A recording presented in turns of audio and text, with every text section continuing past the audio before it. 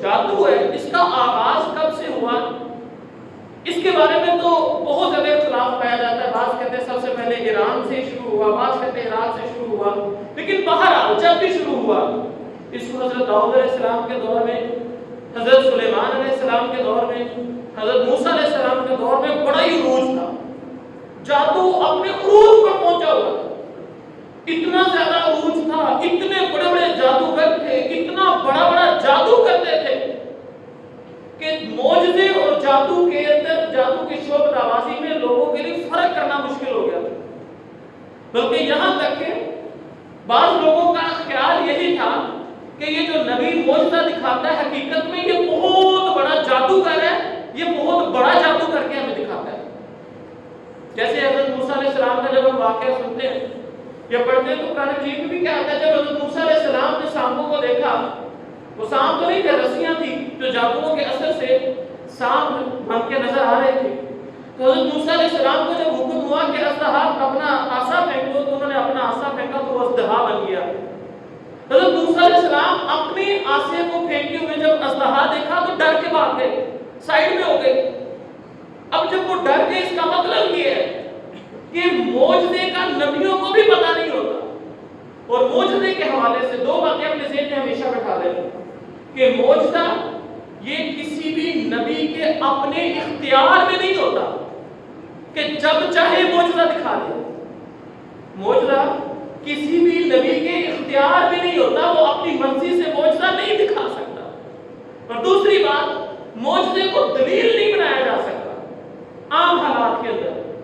جیسے مثال کے طور پر پہلی چیز کہ نبی صلی اللہ علیہ وسلم اپنی مرضی سے معجزہ نہیں دکھا سکتے. دیکھیں اللہ کے نبی صلی اللہ علیہ وسلم کا لشکر ایک مرتبہ پانی کی اشد ضرورت پڑ گئی. اللہ کے نبی صلی اللہ علیہ وسلم نے برتن کے اوپر ہاتھ رکھا، ایسے انگلیاں بیچ میں سے پانی نکلنا شروع ہو گیا، برتن کے اندر سے پانی نکل رہا، نکلتے چھوٹا سا برتن تھا لیکن پانی ایسا چلا، چلتے پورے لشکر نے پیا، جانوروں نے پیا. ادھر پانی کا چھوٹا سا جوڑ بن گیا، اتنا پانی سب سے ہمارے اپنے مشکیزیں بھر لیے.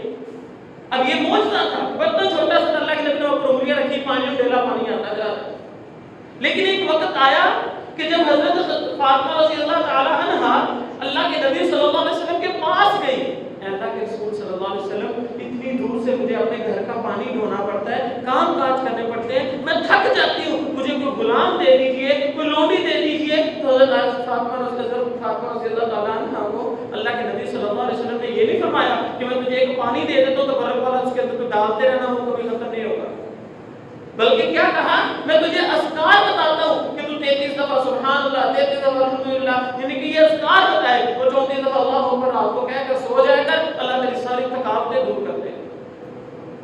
لیکن پانی لانا پڑے گا، کام کرنا پڑے گا. کیوں؟ اللہ کے نبی صلی اللہ علیہ وسلم اپنی مرضی سے معجزہ نہیں دکھا سکتے. جتنے بھی انبیاء کرام کی یہی صورتحال ہے.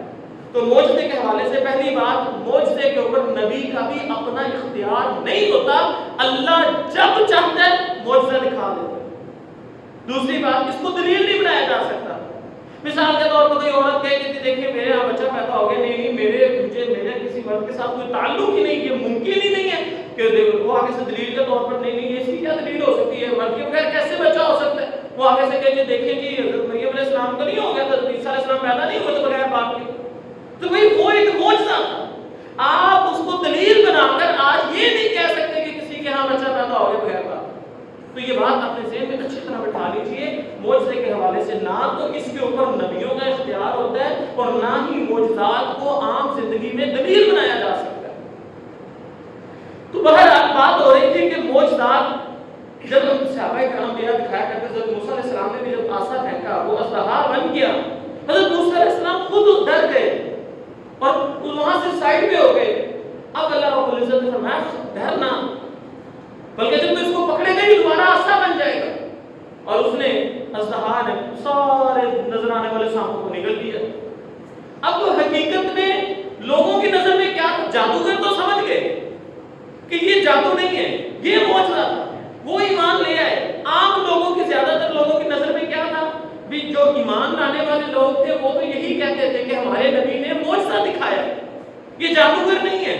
لیکن جو کافر تھے، جو ایمان نہیں لاتے تھے، ان کی نظر میں یہی ہوتا تھا کہ بہت بڑا جادوگر ہے. دیکھو کتنے بڑے بڑے جادو دکھاتا ہے، دیکھو عام لوگوں کا جادو اس کے مقابلے میں کچھ بھی نہیں ہے۔ تو میرے بھائیوں یہ بات اچھی طرح ذہن میں رکھیے گا کہ جو معجزات ہوتے ہیں ان کو جادو میں اور اس میں فرق ہے۔ جادوگر انسان اپنی مرضی سے جب چاہے جادو کر کے شعبہ دکھا سکتا ہے، جبکہ معجزہ انسان اللہ کے نبی صلی اللہ علیہ وسلم یا کوئی بھی نبی اپنی مرضی سے نہیں دکھا سکتا۔